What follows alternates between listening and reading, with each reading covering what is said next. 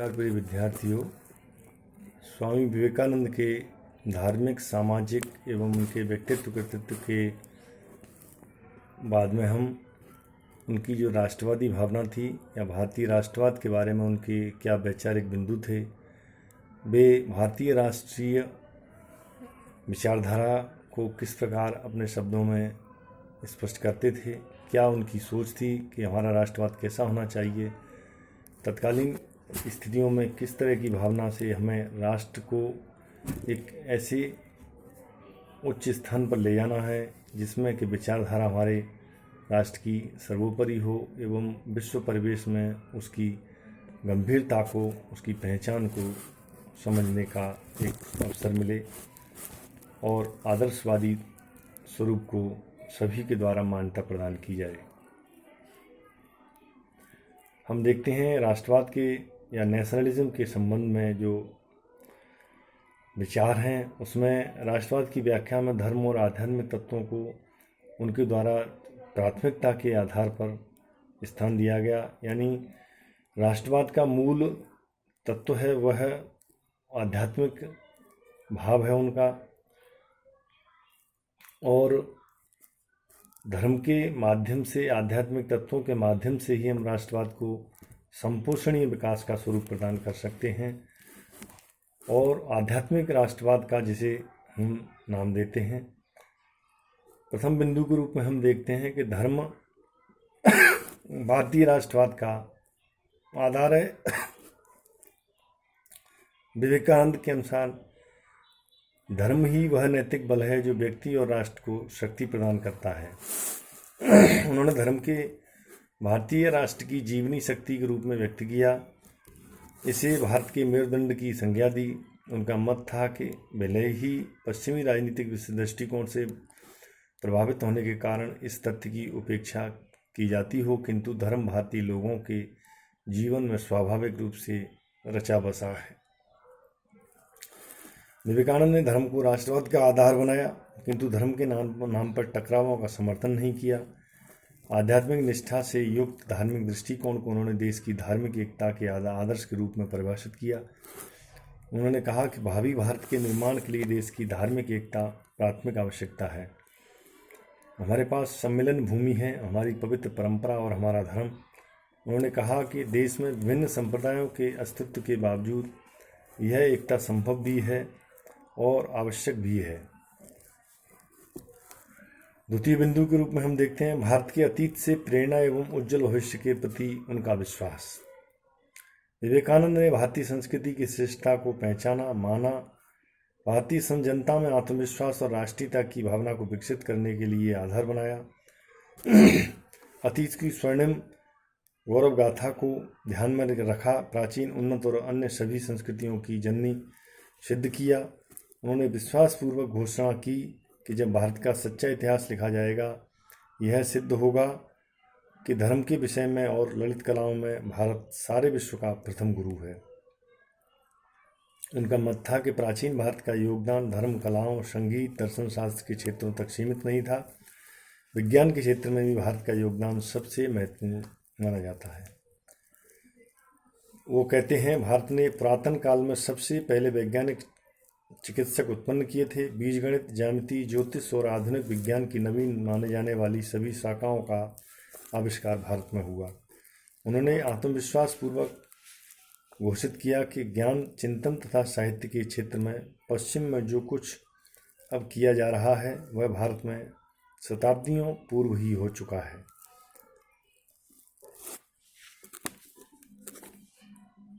उन्होंने परस्पर ईर्ष्या को समाप्त करने की बात कही। देश में उत्पन्न फूट की भावना को इसके लिए उत्तरदायी माना। भारतीयों में एकता की भावना नहीं है। भारत में 3 मनुष्य एक साथ मिलकर 5 मिनट के लिए भी कोई काम नहीं कर सकते। हर एक मनुष्य केवल अधिकार प्राप्त करने के लिए प्रयास करता है और अंत में संगठन की दुर्दशा हो जाती है। वे मानते थे कि जब तक देशवासी पारस्परिक ईर्ष्या को त्याग कर एकता का संकल्प नहीं लेंगे, राष्ट्र के रूप में सुदृढ़ भारत की पुनः प्रतिष्ठा होना असंभव है। तत्कालीन दुर्दशा से विवेकानंद अत्यंत दुखी थे। परंतु वे इससे हताश नहीं हुए। स्वामी जी को विश्वास था कि भारत पिछली कुछ शताब्दियों में उत्पन्न हो गई वैचारिक और चारित्रिक कमजोरियों से मुक्त होगा और प्रतिष्ठित राष्ट्र के रूप में अपना गौरव फिर अर्जित करेगा। उनका कथन था, हमारी यह मातृभूमि अब अपनी गहरी निद्रा को त्याग कर जागृत हो रही है, अतः कोई भी इसकी गति रोक नहीं सकता।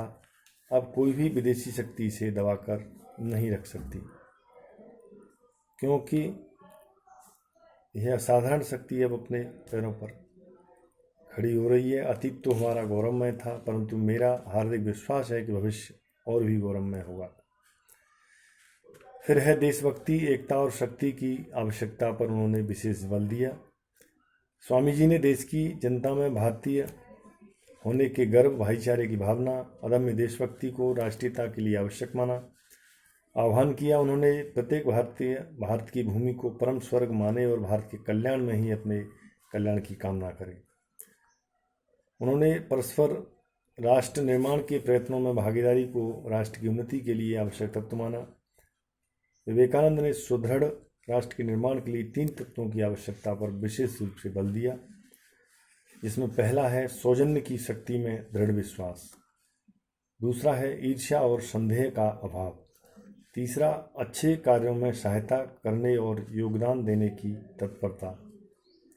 विवेकानंद ने दुर्बलता को राष्ट्र की उन्नति के मार्ग में सबसे बड़ी बाधा माना। उनका दृढ़ मत था कि चारित्रिक, मानसिक और शारीरिक दृष्टि से शक्तिशाली जनता ही एक सुदृढ़ राष्ट्र का निर्माण कर सकती है। उनका कथन था, यह एक बड़ा सत्य है कि बल ही जीवन है और दुर्बलता ही मरण है, बल ही अनंत सुख है, चिरंतन और शाश्वत जीवन है, और दुर्बलता ही मृत्यु है।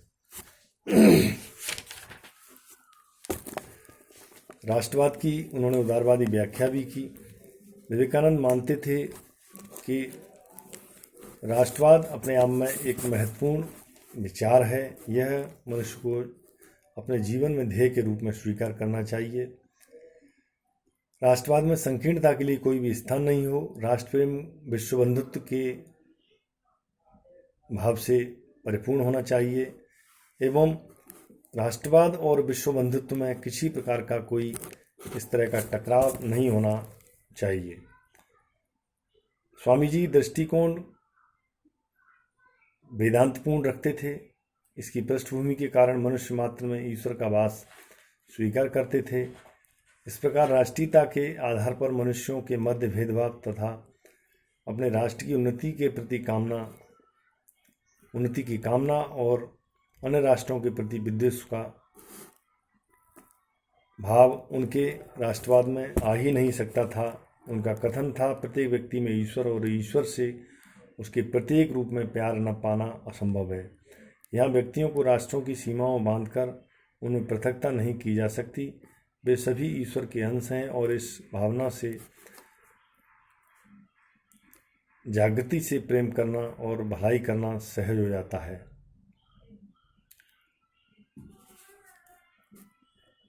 यानी समस्त जगत को अपना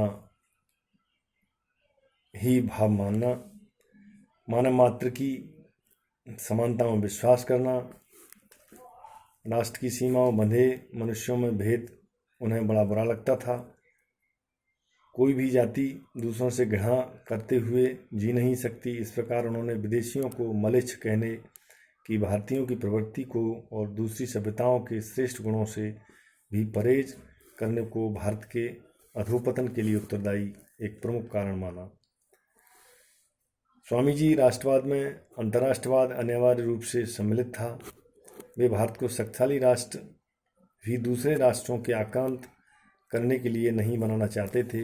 वे शक्तिशाली भारत की क्षमताओं का उपयोग समग्र मानव जाति के कल्याण के लिए करना चाहते थे।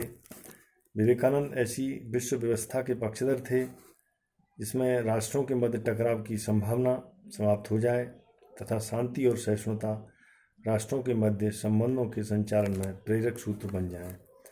उनका दृढ़ मत था कि इस आदर्श की प्राप्ति तभी संभव है जब सांसारिक और भौतिक समृद्धि के बजाय आध्यात्मिकता में मनुष्य के परम सुख की खोज की जाए। राष्ट्रवाद में मानव के कल्याण की कामना। विवेकानंद के अनुसार एक सुदृढ़ राष्ट्र के रूप में भारत के अस्तित्व की सार्थकता इस बात में निहित है कि उसकी सारी क्षमताओं का उपयोग करोड़ों पीड़ितों और अभावग्रस्त लोगों के कल्याण के लिए किए जा सके। उन्होंने एक ऐसे भारत की कल्पना की जिसमें कोई अभाव नहीं हो और राष्ट्र इस सीमा तक आत्मनिर्भर हो कि जनता के दुखों को दूर करने के लिए उसे विदेशी सहायता की आवश्यकता ही बिल्कुल नहीं पड़े। तो इस तरह से इन्होंने राष्ट्रवादी विचारों को भारतीय परिवेश के सामने सम्मुख रखा। धन्यवाद।